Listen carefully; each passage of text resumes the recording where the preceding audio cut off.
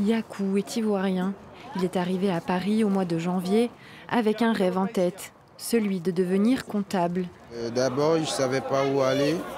Ensuite, j'ai vu une personne de ma couleur de peau, c'est-à-dire un Africain.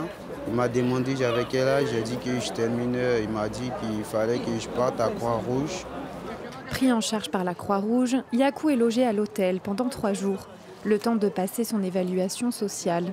Il affirme avoir 16 ans. Mais sans papier, seules les autorités françaises peuvent déterminer, après une brève enquête, sa minorité réelle. On m'a posé des questions, j'ai répondu et après on m'a dit d'aller dormir à l'hôtel. Et après ils m'ont dit de repasser à 14 heures pour le résultat du test. Une évaluation capitale car elle scelle son parcours.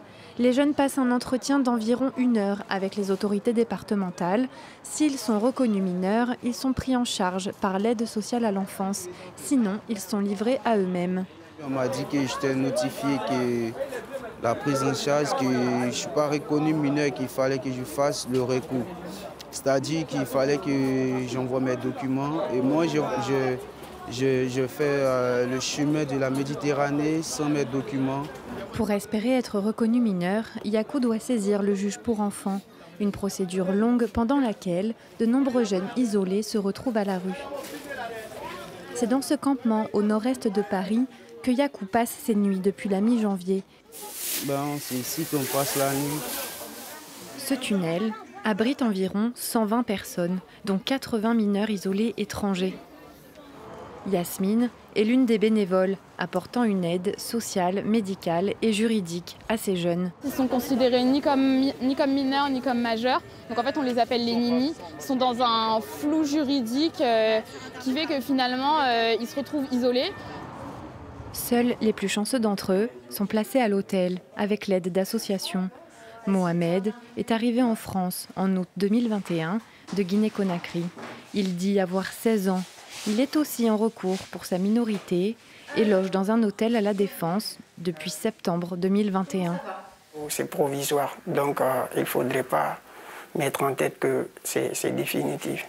Donc à chaque fois que je suis là, je pense à mon recours. Je dis, peut-être que si ça se passe bien, je dis Dieu merci, mais par contre, là, je ne sais pas quoi faire. J'ai cette inquiétude parce que je sais que quand je dormais dehors, c'était très dur.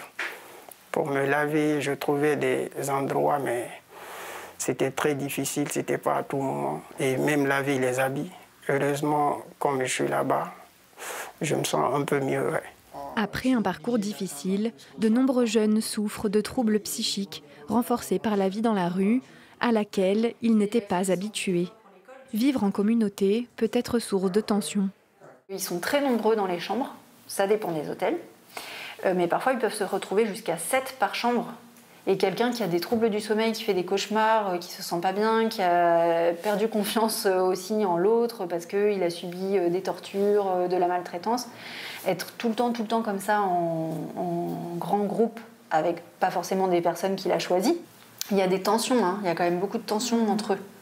Outre des chambres insalubres, Médecins sans frontières dénonce aussi un manque de suivi médical, social et éducatif de la part de l'État et alerte. Les trafics se sont positionnés à proximité des hébergements hôteliers. Quand vous avez un jeune qui n'a plus de perspective parce qu'on l'a placé dans cet hôtel, il n'a pas vu son travailleur social, il a une dette qu'il a accumulée sur le parcours migratoire, ou alors il souhaite travailler pour aider financièrement sa famille, et que rien ne lui est proposé, et que par contre en face, on a des personnes mal intentionnées qui peuvent proposer certaines choses, c'est aussi les positionner dans une situation assez périlleuse. Une nouvelle loi relative à la protection des enfants a été promulguée le 7 février 2022. Pour les mineurs isolés étrangers, pris en charge par l'aide sociale à l'enfance, le placement à l'hôtel sera désormais interdit d'ici 2024. Bénédicte Pétel, députée La République En Marche, a travaillé sur cette loi pendant plusieurs années. Donc, si on interdit du jour au lendemain, les enfants risquent de se retrouver à la rue. Donc c'est juste pour cette raison-là qu'on accorde une dérogation de 2 mois pendant 2 ans. Je suis bien consciente que ce n'est pas l'idéal. Je suis allée dans des hôtels, j'ai vu dans quelles conditions vivaient les enfants. C'est des conditions qui ne sont pas idéales, qui ne sont pas acceptables même, Mais parfois, il faut laisser le temps au département de trouver une solution. L'une des solutions, soutenue par les associations, est de créer des centres d'hébergement réservés aux mineurs non accompagnés en recours, sur le modèle du centre Émile Zola, à Paris. Créé par la mairie en décembre 2020, il accueille 40 jeunes. Une goutte d'eau. Les ONG estiment qu'environ 3000 mineurs isolés étrangers dorment dans la rue tous les jours.